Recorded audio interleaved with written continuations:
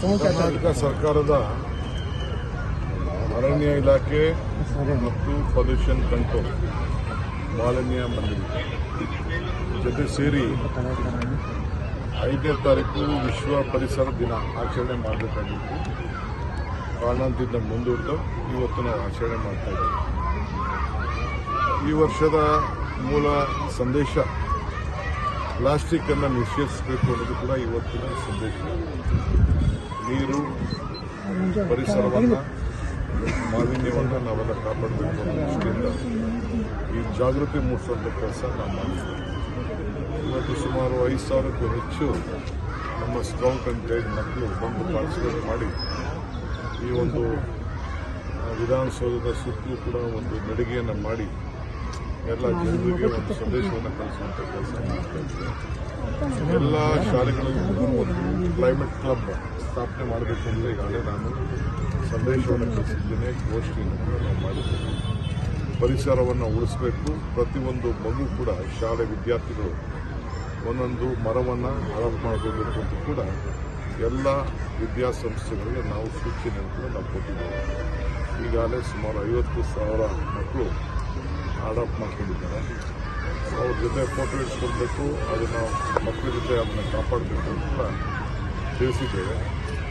ಈ ಮಾಲಿನ್ಯ ಮಂಡಳಿಯಲ್ಲೂ ಅನೇಕ ಹೊಸ ಕಾರ್ಯಕ್ರಮವನ್ನು ತಿಳಿಸಿದ್ದಾರೆ. Greener Bangalore, blue Bangalore.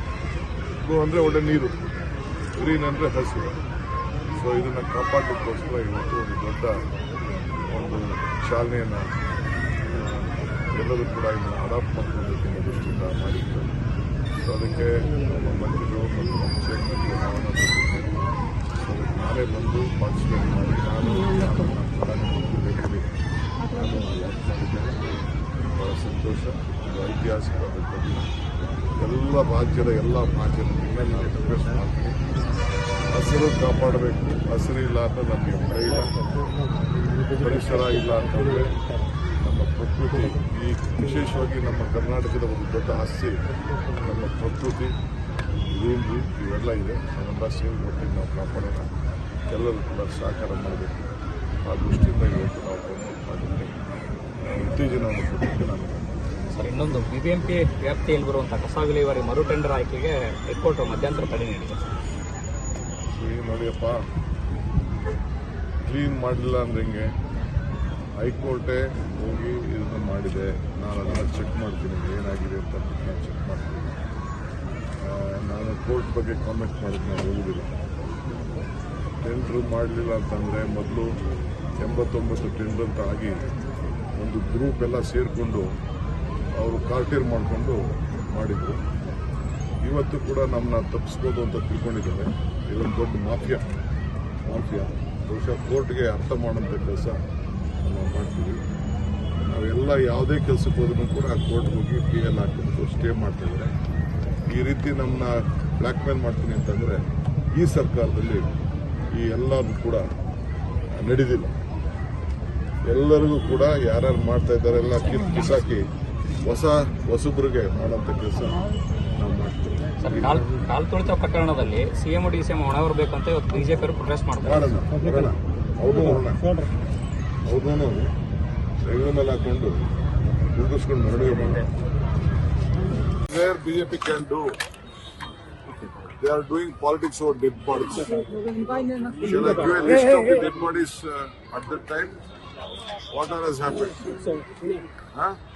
In India itself, there are more than hundreds of incidents. Congress party, at any point of time, we don't want to do politics on any dead bodies. It is a natural disaster. We condemn it. But let them do. Because their political base has been destroyed. So they wanted to, their parties to show their presence. They are doing it. Apart from nothing is said. No common man will cooperate. ಯಾವ ಸಾಮಾಜಿಕ ಕಾರ್ಯಕರ್ತರು ಯಾರು ಕೂಡ ಅವ್ರಿಗೆ ಸಹಕಾರ ಕೊಡುವುದಿಲ್ಲ. ಎಲ್ಲರೂ ಕೂಡ ಗೊತ್ತಿದೆ ಸರ್ಕಾರ ಏನಾಗಬೇಕು, ಏನು ಕ್ರಮ ಕೈಗೊಳ್ಳಬೇಕು, ಯಾರು ಅದಕ್ಕೆ ಶಿಕ್ಷೆ ಕೊಡಬೇಕು, ಆ ಕೆಲಸಗಳೆಲ್ಲ ಮಾಡಿದೆ.